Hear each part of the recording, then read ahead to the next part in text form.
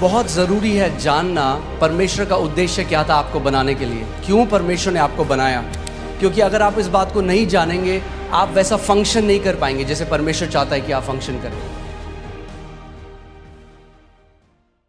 उत्पत्ति 1:26 पढ़ेंगे, इसमें लिखा है, फिर परमेश्वर ने कहा, हम मनुष्य को अपने स्वरूप के अनुसार अपनी समानता में बनाएं और वे समुद्र की मछलियों और आकाश के पक्षियों और घरेलू पशुओं और सारी पृथ्वी पर और सब रेंगने वाले जंतुओं पर जो पृथ्वी पर रेंगते हैं क्या करें? जोर से बोलिए, क्या करें? अधिकार करें। आमीन। जब परमेश्वर ने मनुष्य को बनाया सबसे पहले, तो अब परमेश्वर अपनी इंटेंशन को या अपने उद्देश्य को बोल रहा है कि मैं क्यों मनुष्य को बना रहा हूं। वो कह रहा है, और यहां पे जो परमेश्वर है वो प्लूरल है, यहां पे हम देखते हैं वो त्रिएक परमेश्वर, पिता, पुत्र और पवित्र आत्मा। यहां पर वो कह रहे हैं कि हम मनुष्य को, आओ हम, लेट अस, इंग्लिश बाइबल कहती है अस, यानी एक नहीं, अस, हम। यहां बाइबल में मैं नहीं लिखा, क्या लिखा है? हम। परमेश्वर कह रहा है हम, यानी पिता, पुत्र, पवित्र आत्मा कह रहे हैं कि हम मनुष्य को क्या करेंगे? अपने स्वरूप में और अपनी समानता में बनाएंगे। सो यू विल सी, आप देखेंगे कि ये पहली जगह है जहां पे परमेश्वर अपना उद्देश्य बता रहा है मानव जाति के लिए। और जब आप इसको समझेंगे तो आप जानेंगे कि क्यों परमेश्वर ने आपको रचा है और आपका उद्देश्य इस पृथ्वी में क्या है। आमीन। वो कह रहा है, मैं उनको अपनी समानता में बनाऊंगा, अपने अनुसार, अपने स्वरूप में बनाऊंगा, और फिर वो क्या करेंगे? बोलिए, अधिकार रखेंगे। मगर ये अधिकार नॉर्मल अधिकार नहीं है। ये अधिकार इंग्लिश का वर्ड डोमिनियन है, जिसका मतलब है शासन अधिकार, या जिसको बोलते हैं प्रभुत्व। कि वो क्या करेंगे पृथ्वी पे? बोलिए, प्रभुता करेंगे, प्रभुता करेंगे। सो परमेश्वर का इंटेंशन मनुष्य को बनाने का ये था कि मनुष्य जो है वो प्रभुता करेगा। आमीन। सो इस बात को समझिए, परमेश्वर ने आपको जब बनाया, आपके डीएनए में उसने शासन अधिकार डाला है। मैंने आपको पहले ही बताया था, आप एक चम्मच से भी एक कील को कसने की कोशिश कर सकते हैं, मगर चम्मच उसके लिए नहीं बनी थी। आप किसके लिए बनाए गए? प्रभुता करने के लिए। बोलिए, प्रभुता करने के लिए। शैतान नहीं चाहता आप इस बात को जाने, क्योंकि सब रेंगने वालों के ऊपर भी प्रभु ने कहा तुम प्रभुता करोगे। और अदन की वाटिका में क्या आया था? रेंगने वाला आया था, मगर उन्होंने प्रभुता नहीं करी उसके ऊपर। इंग्लिश बाइबल कहती है, everything that creepeth upon the face of the earth, जो रेंगने वाला है। आमीन। सो परमेश्वर ने जब हमको बनाया, मैंने आपको पहले भी बताया था कि परमेश्वर, जेनेसिस में लिखा है, आदि में उसने आकाश और पृथ्वी की रचना करी। आकाश या हेवेंस जो बाइबल में कहती है, वो बात करता है अनसीन रेल्म की, अनदेखी। परमेश्वर का जो राज्य है आप इन आंखों से नहीं देख सकते, मगर वो इस जो आप आंखों से देख रहे हैं उससे भी ज्यादा वो रियल है। आमीन। उससे ज्यादा वो रियल है। आप आंखों से उसको नहीं देख सकते, बट वो रियल है। और परमेश्वर ने पृथ्वी की रचना करी।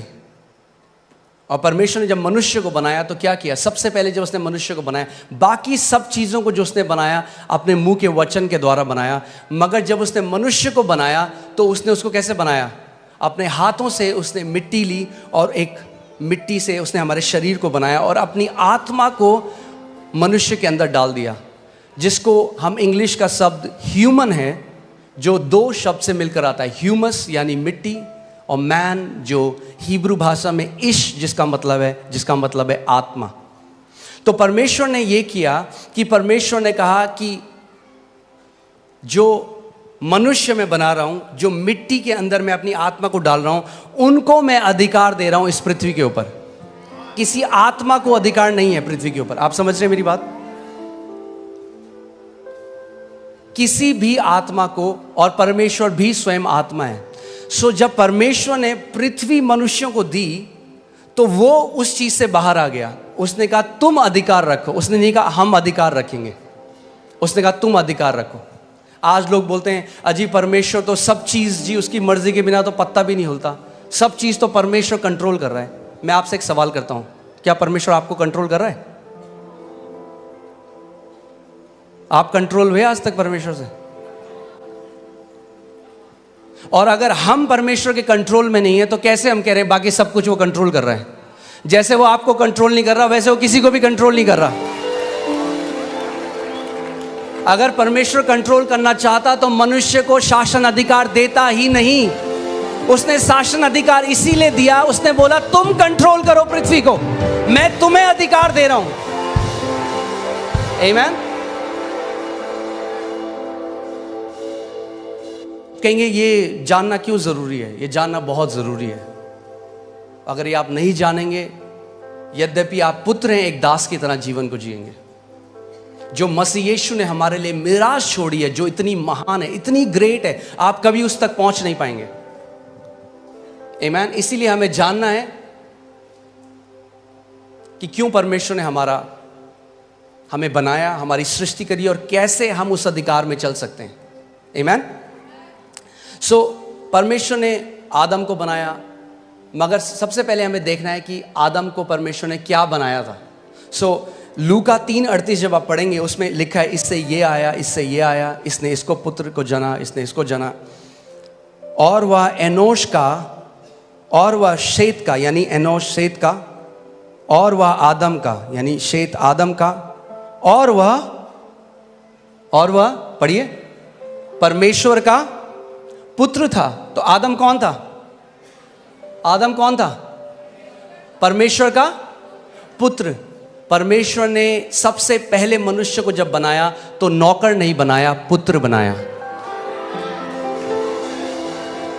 और जब पुत्र बनाया तो पुत्र को अधिकार दिया शासन करने का, प्रभुता करने का, डोमिनियन करने का। आमीन। सो पहला आदम क्या था? पुत्र था। मैं चाहता हूं भजन संहिता 8 में चले जाएं।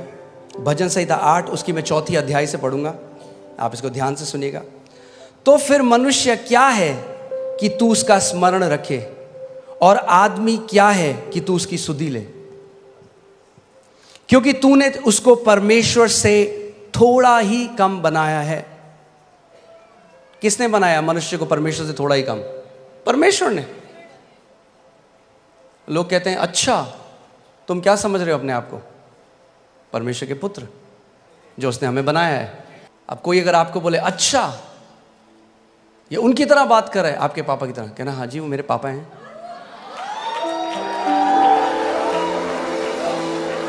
आमीन। मैं इसको दोबारा पढ़ता हूं, ध्यान से सुनिए। तो फिर मनुष्य क्या है कि तू उसका स्मरण रखे, और आदमी क्या है कि तू उसकी सुधि ले, क्योंकि तूने उसको परमेश्वर से थोड़ा ही कम बनाया है। थोड़ा ही कम बनाया है। आमीन। हालेलुया। और महिमा और प्रताप का मुकुट उसके सिर पर रखा है। क्या किया परमेश्वर ने? महिमा और प्रताप का मुकुट मनुष्य के सर पे रखा है। ये था जो परमेश्वर ने हमें बनाया था। मगर देखिए हम कहां से कहां गिर गए।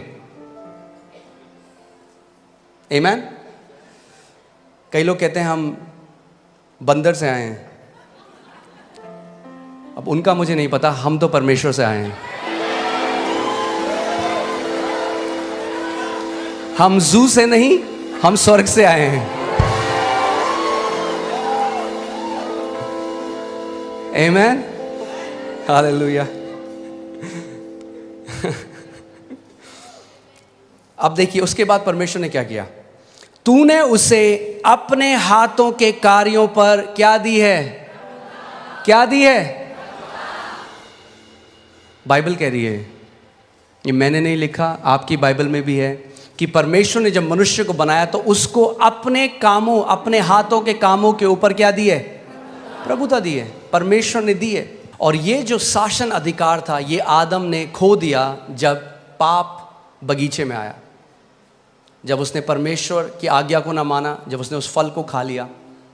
और आदम के अंदर से जो वो डीएनए था रेन, रूल एंड रेन करने का, वो जो डीएनए था प्रभुता करने का, वो खत्म हो गया और वो एक दास की तरह जीने लग गया। और जब प्रभु यीशु मसीह आया तो जो पुत्र था, ध्यान से सुनिएगा, जो पुत्र था उसने पुत्र का अधिकार खो दिया। सुन रहे हैं आप? मगर जब प्रभु यीशु मसीह आया तो सबसे पहले उसने हमें क्या दिया जब हम यीशु को ग्रहण करते हैं? यूहन्ना 1:12 लगाइए और मैं चाहता हूं हम सब साथ मिलकर इसको पढ़ेंगे। रेडी हैं आप लोग? यूहन्ना 1:12 देखते हैं बाइबल क्या कहती है। परंतु जितनों ने उसे ग्रहण किया उसने उन्हें परमेश्वर की संतान होने का अधिकार वापस दे दिया।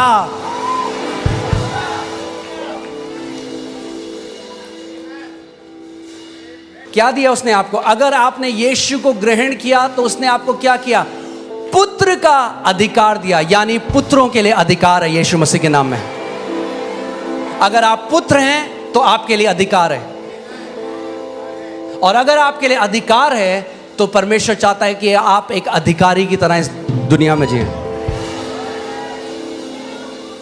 देखो मैंने तुम्हें सांपों को और बिच्छुओं को रौंदने का, हालेलुया, परमेश्वर ने पूरे चर्च को, अपनी देह को, जो परमेश्वर की संतान है, उनको सांपों और बिच्छुओं को रौंदने का अधिकार दे दिया। मगर अगर आपने उस अधिकार को लिया नहीं तो जिंदगी भर दुष्ट आत्माएं आपको फुटबॉल बना के रखेंगे। तो वेट मत करिए डोमिनियन में बढ़ने का कि जब तक आपको कोई ऐसी न्यूज़ ना आ जाए कि भाई कोई बहुत भयंकर बीमारी हो गई है। अगर हम जुखाम में प्रभुता नहीं कर पाए, छोटे से सरदर्द में प्रभुता नहीं कर पाए, तो बड़े में भी नहीं कर पाएंगे। छोटे से शुरू करना शुरू करिए। छोटा सा पेट में दर्द होता है, जब भी कोई बीमारी आती है ना, उससे पहले बोलते हैं प्रिलिमिनरी, क्या बोलते हैं, ऐसे कुछ बोलते हैं, सिम्टम या लक्षण आते हैं। पहले आपको पता लग जाता है कि बुखार आने वाला है, आप कहेंगे मुझे थोड़ा हरारत हो रही है। वो हरारत है टाइम अधिकार लेने का। वेट मत करो जब 104 हो जाए बुखार होता, बोलो ओ प्रभु तेरे कोड़े खाने से।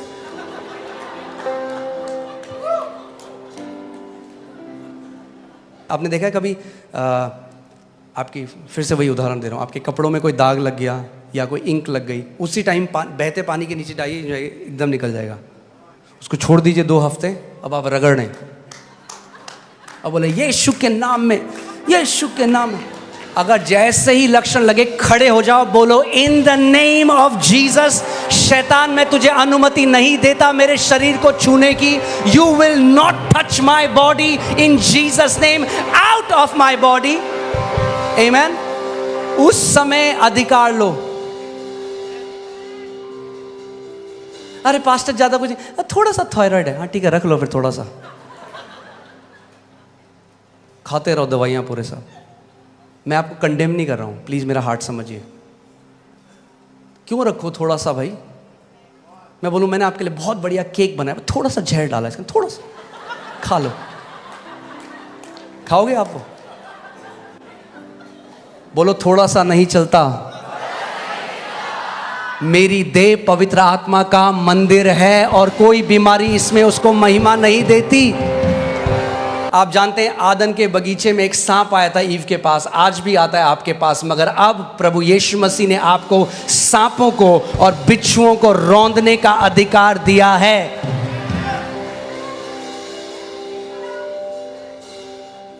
बोलो मेरे पास अधिकार है सांपों और बिच्छुओं को रौंदने का।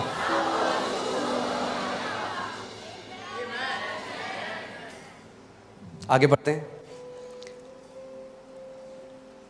और शत्रु की सारी सामर्थ पर अधिकार दिया है।